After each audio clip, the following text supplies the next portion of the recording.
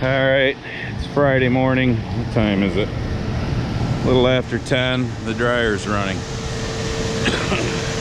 Dryer hasn't run since, when it shut off at 3 or 4 o'clock in the morning, Thursday morning.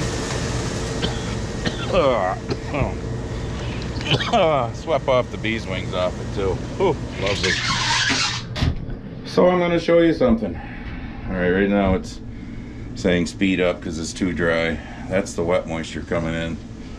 But anyways, the reason why it wasn't running, this little bad boy right here. Get out here where you can see, which is called, well, you can't see because, let's try the sunlight. This is called a Plenum 1 high limit switch. Okay, it's just that little thing, wires, and then 16 foot or so of what looks like kind of a almost copper wire. Well, let me go throw it over here with the other new one that Barb and I went and got yesterday that we replaced again this morning.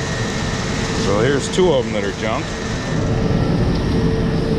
And there's a reason why the second one's junk. And I'll explain it to you here in a minute. And it might be hard to hear because we're going to be out near the dryer. Just want to check this, make sure it's still going in the right direction, which it is. I'm not climbing up on the dryer, and I obviously can't climb in the dryer now because it's running. But up there, underneath that motor, there's a little box with a million wires in it. And you take the top of that box off.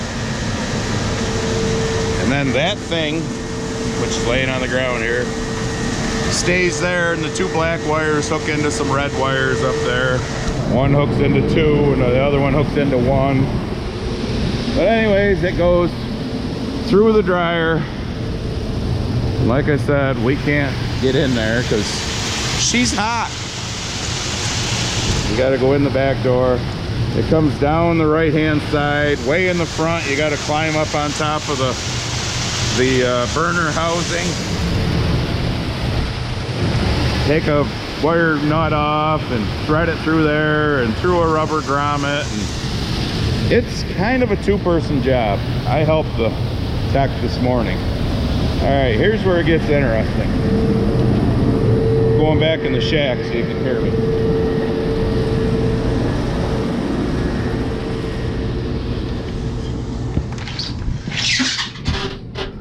So the company, turn the light on. So the company that I bought this from and all this, they're not in business anymore. So, and I've told you this before, I deal with A.N. Martin over here in Clyde, Savannah area, 25-30 miles away. They also have another store in Pavilion, New York, which is like 80 miles from here. So anyways, I called. This is a Brock Superb or Super B, however you want to call it, dryer. They deal in Sioux Cup and another flavor. I can't remember what the other flavor is. But they've been stocking all sorts of parts for these because there's nobody around. So they've pretty much taken over working on these. So I called over there and he had me call the tech. I talked to the tech. Then I talked to the parts person.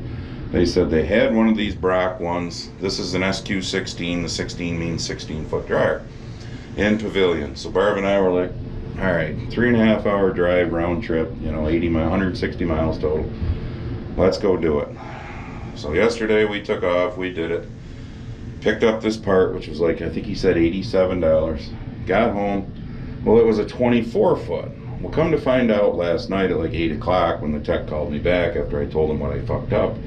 He said Brock only makes a 12-foot and a 24-foot now. Doesn't make sense, but whatever.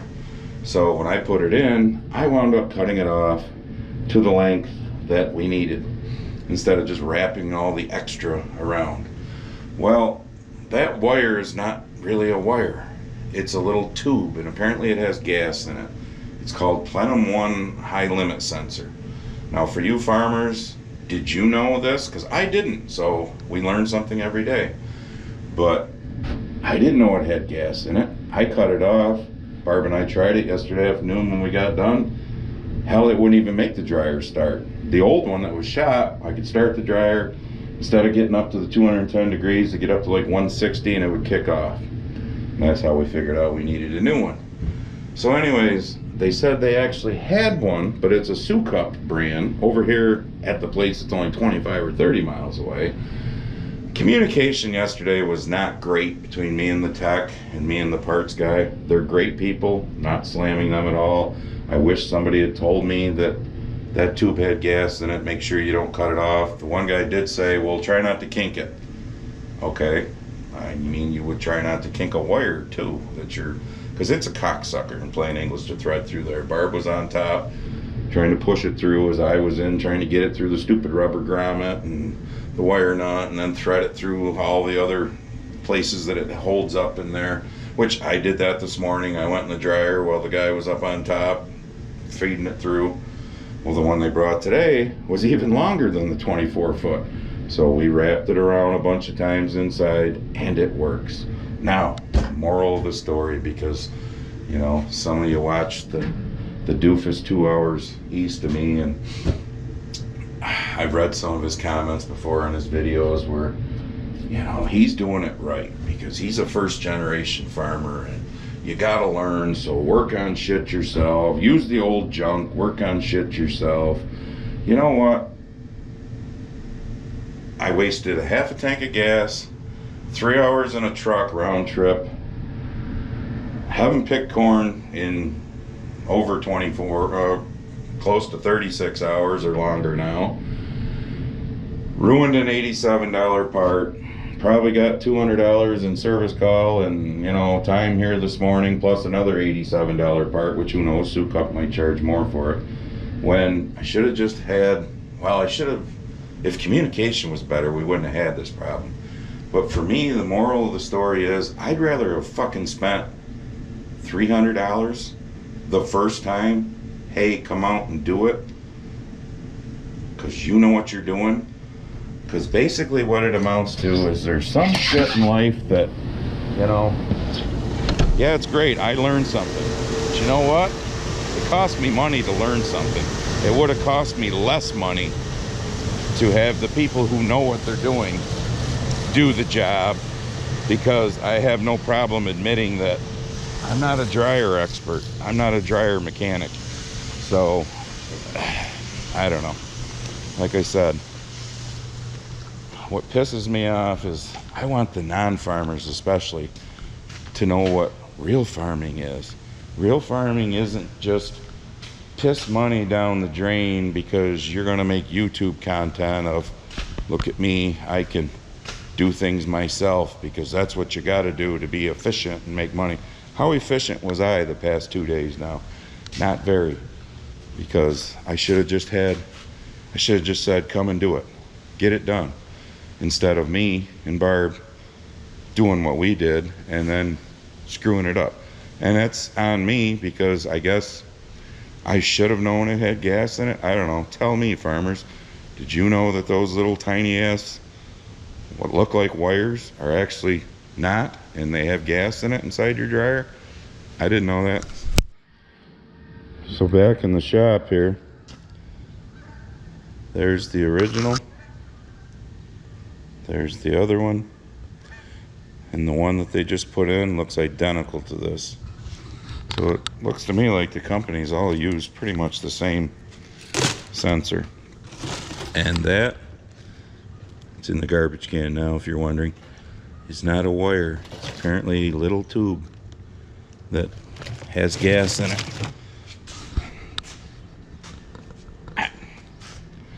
I didn't know that. I do now. Alright, a little after 11, back in the field. Barb's up there. I'm going through an automatic variator loop thing.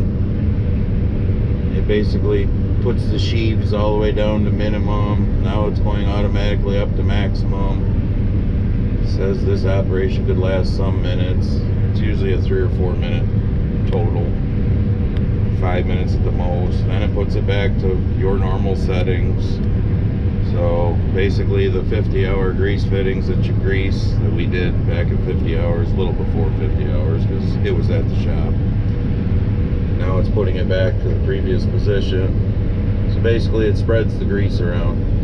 Sometimes it's once a day, sometimes it's once every other day that it'll pop up and tell me to do that.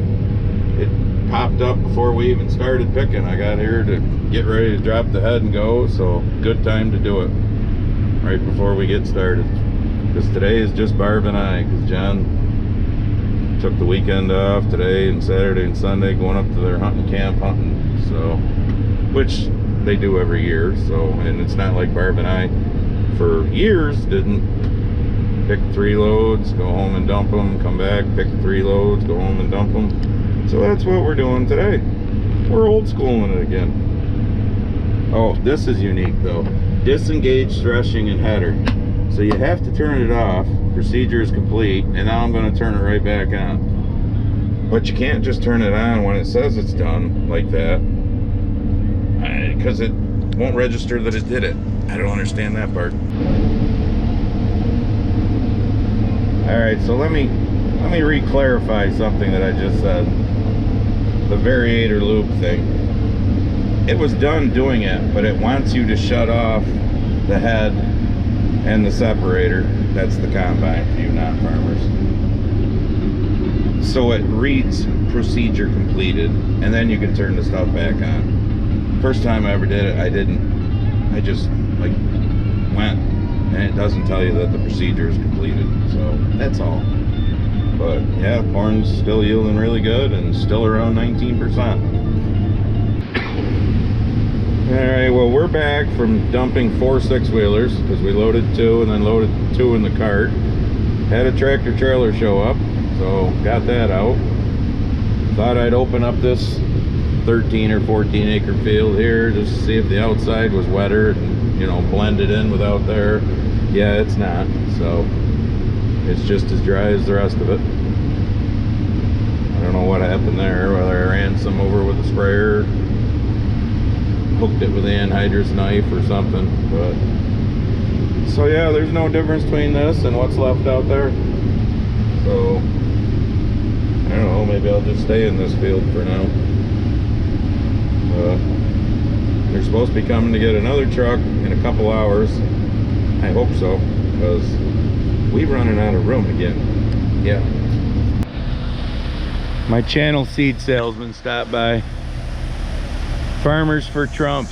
Keep our farms great. I like it. That's awesome.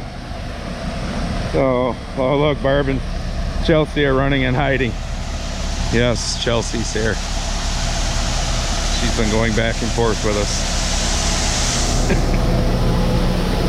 She's a little mentally deranged. She's a soon-to-be 21-year-old child. All right, let's see what we got going on here. Obviously, the computer screen has gone into sleep mode, where it gives you all sorts of Abraham Lincoln saying.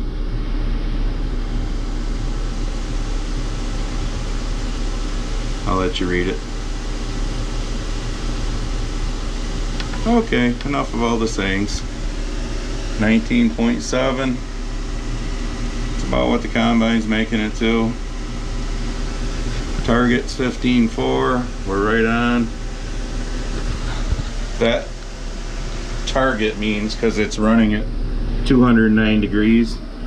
I actually want the corn a little below 15 in the bins, but it steeps. In other words, when it's in the bin, you know, it'll lose a little bit of moisture. So, plus the fans when it's cooling it down. So basically that means everything is running the way I want it to be running. And if I go back through, because I can push these different arrows. Okay, wait, let me go back. So this was 339. That was 325. That was 242. So everything is running pretty freaking consistent. Oh, get away from me, child. Go away. Just go away. She's just... I just threw you guys on the ground to get the dirt off, you know. So some jackass came in and stuck her fingers in my armpit.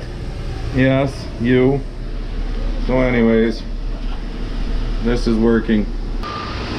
As Jimmy says, we're busier than a cat burying shit in the sandbox right now. I got him backing in to load. I'm unloading that truck. Barb just took off with the Ford to go get the last of the 4 loads we had combine. Yeah, this will be fun. I got that slowed down a little. The auger may ping a little out onto the ground, but that's better than overflowing the son of a bitch while I get this guy started.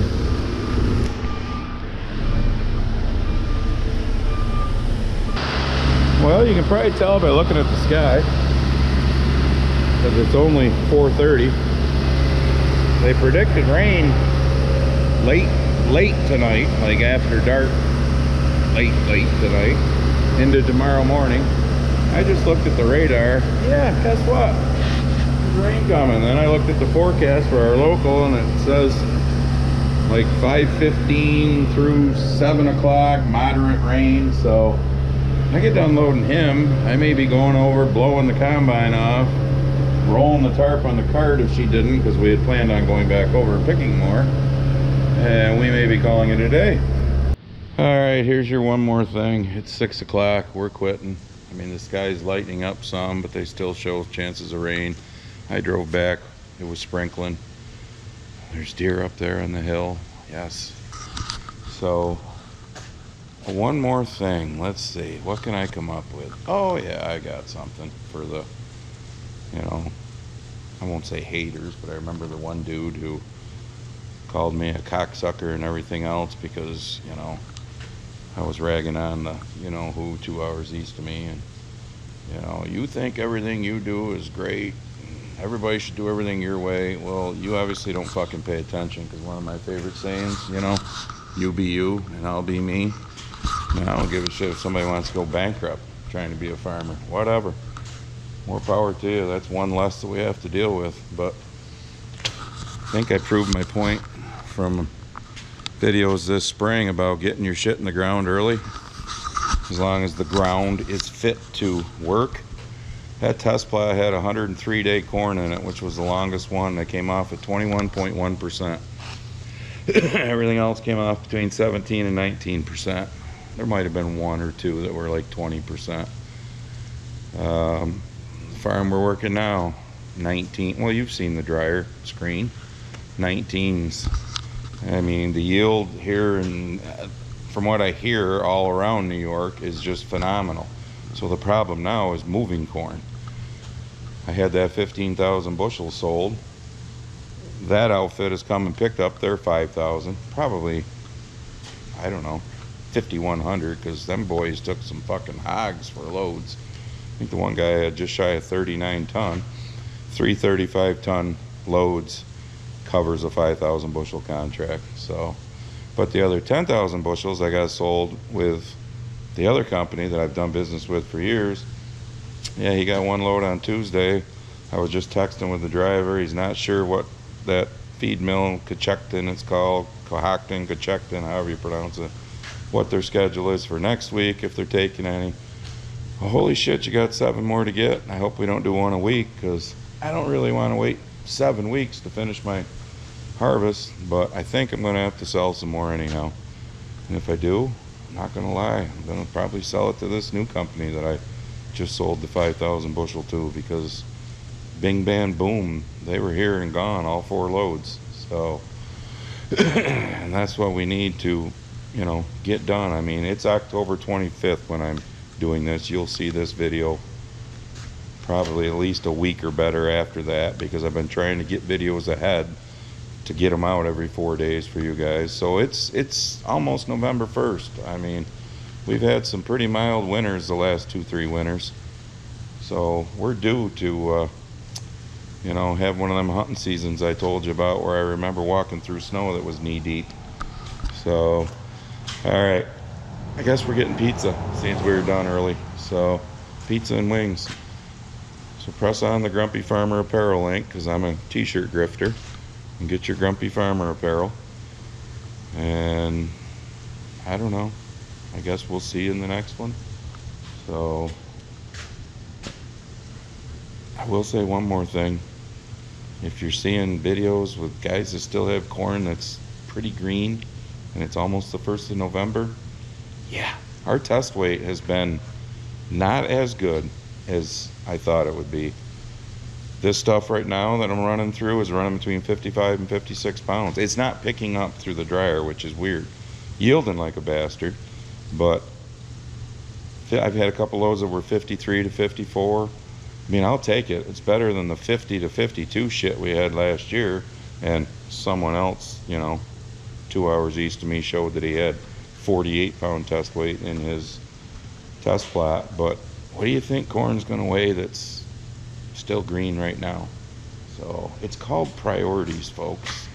I know I'm an asshole for picking on some poor guy who's just trying to survive, that gives you people figures that shows he's making well over 100 grand, you know, hauling shit, but he's always too fucking broke to get the combine ready in time and to get planted in time and you know, to put tile in the ground, because that's your most important motherfucking asset right there, the fucking ground. Not a truck that you blow the motor up a week after you buy it that you probably won't use for at least 1 or 2 years. It's great to have dreams, folks. It's great to have dreams. But if you're doing it all for YouTube content, like I said, and you're over there and you don't like me calling you an ass licker, then don't be here, because when you're over there blowing sunshine up his ass, you're a fucking ass licker. Alright, here's a second more thing. One last check of the dryer. Things are going good. See, there's the wet moisture, 20.1. Like I said, it was bouncing around in the high 19s. So, better than trying to sell 25 to 30% corn like some people are going to be doing. So for you ass lickers, because I don't give a fuck, who are pissed off right now, maybe instead of looking at it as I'm being a hater, maybe the dude ought to take it as advice. I know tile used to be here 3-4 years ago when we did some, like $1 a foot, you could figure. Let's say it's $2 a foot, which I know it's not, but we know everything is more. $2 a foot. That field, when we tiled it, we put in like 2,200 feet. And that field's awesome now. So let's say at $2 a foot, which I know is high, you put in 5,000 foot of tile.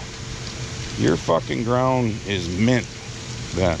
Because we know, you know, he ain't working hundreds of and thousands of acres. He plays like a BTO, big time operator, but he's lucky if he's working a couple hundred acres. So tile it all. Put in 4,000 foot of tile at $2 a foot, which like I said is high. That's $8 grand. What'd you pay for a truck that you're not going to use? And a motor shortly after. I mean, you might use that truck someday because that's your dream, but you ain't got a trailer, you ain't got nothing. So instead of looking at it as, oh, he's not fucking grumpy, he's being a hater, maybe I'm giving free advice. It's great to dream, but live in the now, what you can afford to do. And the biggest thing you can afford to do, or you should do, is make that fucking asset right there your #1 fucking asset. Make it as pristine and profitable as possible. Not, oh, it's too wet, couldn't get on it until June.